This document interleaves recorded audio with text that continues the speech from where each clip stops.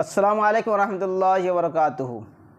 तो गाइस, आपने इससे पहले बनावट के लिहाज से इसमें के अक़साम को पढ़ा था और मैंने आपको वहाँ पर पूरी डिटेल से इसमें के बारे में, इसमें ख़ास के बारे में पूरी डिटेल से बताया था। फिर मैंने आपको इसमें जामिद को मुकम्मल अंदाज से और फिर इसमें मज़दर को मुकम्मल अंदाज से मैंने आपको समझाया था। ये बात आप भी जानते होंगे अगर आपने वो वाली वीडियो को देखा होगा, और अगर नहीं देखा है तो नीचे दिए गए यानी कि डिस्क्रिप्शन में एक वो लिंक है, आप वहाँ से जाकर के देख सकते हैं। वहाँ पर आपको नेक्स्ट और फिर यानी कि प्रीवियस दोनों वीडियोस आपको वहाँ पर दिख रही होंगी, आप उस पर वो क्लिक करके देख सकते हैं। ठीक है, अब हम यहाँ पर अब आगे चलते हैं, यानी माना के लिहाज से इसमें के अक़साम यानी इसमें की किस्में। ऊपर में इससे पहली वाली वीडियोस में मैंने क्या बताया था आपको, बनावट के लिहाज से। बनावट और माना में अंतर होता है। ठीक है, बनावट कहते हैं कि आपने घर को इस तरीके से बना दिया, तो ये एक वो बनावट है। और अब यानी कि ये माना के लिहाज, लेकिन आपने इस घर में भी क्या कुछ इम्पोर्टेंट रूम रखे हैं, या फिर वो कुछ यानी कि ये हिडन कैमरा वो कमरा है कि जिसे आप लोगों के साथ शेयर नहीं करना चाहते हैं, तो ये क्या वो मानादार है कि। और ये मानादार कैसे हो सकता है, तो ये मानादार ऐसे हो सकता है कि जब कोई आस पड़ोस से वो लड़ाई झगड़ा हो जाए या फिर कभी ऐसे मूवमेंट बिगड़ जाएं, तो आप वहाँ अपने आप को सेफ रख सकते हैं। जैसे कि वो आप ये इजराइल वगैरह में आप बंकर तंकर का आपने नाम तो सुना ही होगा। तो खैर चलिए, इन सभी बातों पर चर्चा होगी जब कभी फुर्सत में रहें तो। और आज अब हम वो पढ़ेंगे यहाँ पर माना के लिहाज से इसमें के अक़साम। तो अक़साम क्या है, किस्म की जमा है। अब हम यहाँ पर देखते हैं इसमें नकरा और इसमें मारिफा। आप इसको नकरा भी पढ़ सकते हैं या फिर आप इसको नकरा भी पढ़ सकते हैं, और फिर आप इसको इसमें मारिफा भी पढ़ सकते हैं। अब हम फिर वो आगे देखते हैं कि माना के लिहाज से इसमें की कितनी किस्में। अगर आपसे MCQ में या फिर अगर आपसे एग्ज़ाम हॉल में पूछ लिए जाएं कि बनावट के यानी कि सजावट या फिर वो बनावट के लिहाज से इसमें के वो कितनी किस्में हैं, तो आपको बतानी है 2, और फिर यहाँ यानी कि आपको वहाँ पर वो बतानी है 3। और फिर वो कौन कौन से है, तो वो है वो इसमें जामिद है, इसमें मज़दर है, और फिर वो इसमें मुश्तक है। और अगर ये पूछ लिया जाए कि माना के लिहाज से कितनी किस्में हैं, तो आपको वहाँ पर बतानी है कितनी, 2। इसमें नकरा, इसमें मारिफा, या आप इसको नकरा भी कह सकते हैं। अब हम फिर आगे देखते हैं, जिसको अभी वो मैंने ये वो हाईलाइट कर दिया है कि किसी आम शख्स, आम जगह और आम चीज़ के नाम को हम इसमें आम कहते हैं। इसमें आम को हम प्यार से नकरा भी कहते हैं। आप प्यार से कहिए या आप गुस्सा के कहिए, कोई फ़र्क नहीं पड़ने वाला, लेकिन नकरा तो कहा ही जाएगा। अब देखिए, किसी आम शख्स, आम जगह और आम चीज़ के नाम को इसमें आम कहते हैं। इसमें आम को हम क्या नकरा भी कहा जाता है। जैसे अब आप इस बात को यहाँ पर आप समझिए कि आदमी, शहर, दरिया, सैयद वगैरह, इन अस्मा में ना तो किसी ख़ास शख्सियत का जिक्र है, मतलब कहते हैं कि ये आदमी लोग अच्छे नहीं हैं, तो मतलब क्या कि बहुत आदमी क्या अच्छे नहीं है, ये बिल्कुल क्या सड़ियल लोग हैं। ठीक है, मतलब कि बहुत ज़्यादा बेकार लोग हैं। इसी तरीके से आप कहते हैं कि ये शहर बेकार है, तो ये शहर के मतलब क्या कि आप ख़ास कीजिएगा। जैसे कि आप बचपन में कहते थे मेरे को बुल्ले क्या, यानी कि वैसे ही तो आपका जवाब आता था कि हम तो नाम तो लेके नहीं बोले भाई साहब किसी को, बस। तो यहाँ बिल्कुल यही चीज़ है कि यहाँ आपने नाम नहीं लिया है, बल्कि आपने क्या उसके कुल पर हमला किया, जुज़ पे नहीं। एक कुल क्या होता है, पूरा जुज़, एक इंसान, ये क्या है, ये कुल है। लेकिन आप उसके नाम को या फिर आप उसके कपड़े के रंग को या फिर आप उसके हुलिया को या फिर आप उसके फेस के बनावट को देख करके अगर आप कहते हैं कि काना या फिर आप नकचिपड़ा, यानी कि जैसे अगर सॉरी यानी कि ये भी सब भी चीज़ें होनी चाहिए। अगर आप ये सारे अल्फाजात से कहते हैं तो सामने वाला तब वो समझ जाता है कि अरे तो तुम वो हमको ही बोला था। तो खैर ये वो बचपन के बहुत प्यारे लम्हात थे।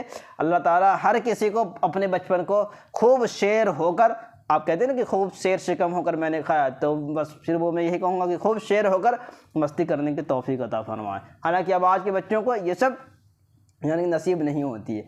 अब हम फिर आगे देखते हैं कि किसी शहर का और ना ही किसी ख़ास क्या दरिया या मस्जिद का जिक्र किया गया है। यानी आदमी क्या है, बिल्कुल कोई आदमी ख़ास नहीं है। लेकिन अगर आदमी में हम कहेंगे सरताज बाबू, तो बिल्कुल एकदम कन्फर्म क्या है यहाँ पर कि मैंने क्या किया, आदमी में एक आदमी को ख़ास कर दिया है, क्या, सरताज बाबू को।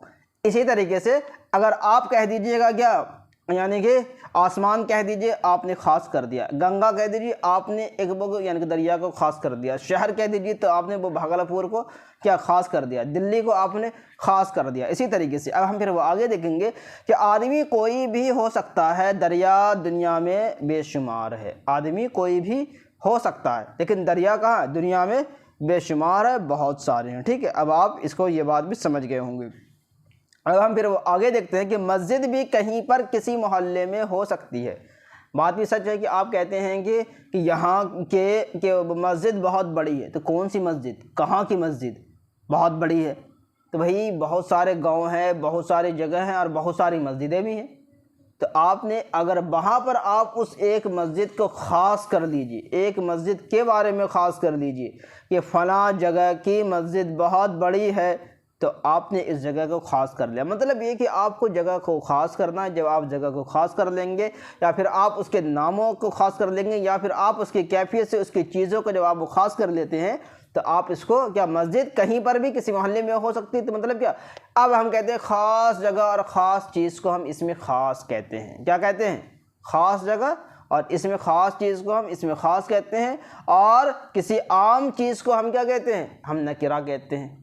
अब बहुत स्टूडेंट को बहुत दिन तक ये सारी बातें बिल्कुल समझ में नहीं आती होंगी। अगर आपको यकीन नहीं है तो हम अभी अपने कैमरा को पीछे करके भी बता सकते हैं कि यहाँ पर कुछ लोग बैठे हैं जो बिल्कुल एकदम ख़त्म है। ठीक है, अब हम फिर वो आपको आगे दिखलाते हैं कि ख़ास जगह और ख़ास चीज़ के नाम को इसमें ख़ास कहते हैं। अब इसमें ख़ास क्या है, तो अब आपने वो देख लिया होगा कि आम क्या होता है और फिर वो ख़ास क्या होता है। ठीक है, अब हम फिर हाँ तो अब क्या,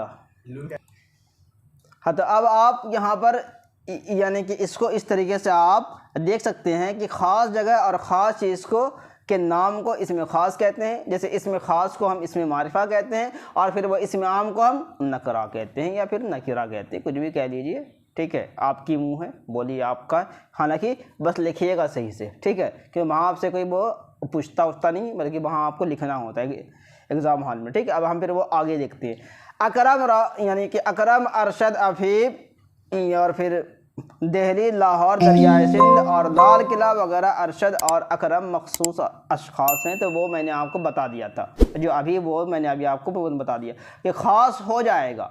जैसे कि आपने कह दिया कि ये वो लड़का क्या है कि ख़ास है क्या, तो आपने कह दिया कि अफीफ बिल्कुल नहीं पढ़ता है, तो ये क्या हो गया, ख़ास है। अब जब अफीफ ख़ास हो गया, लेकिन अगर आप कहते कि लड़कों बिल्कुल नहीं पढ़ते हैं या फिर लड़का बिल्कुल नहीं पढ़ता या फिर ये, तो मतलब क्या है कि अब इस लड़के में कौन है क्या है नहीं है, ये वो मैंने आपको बता दिया था।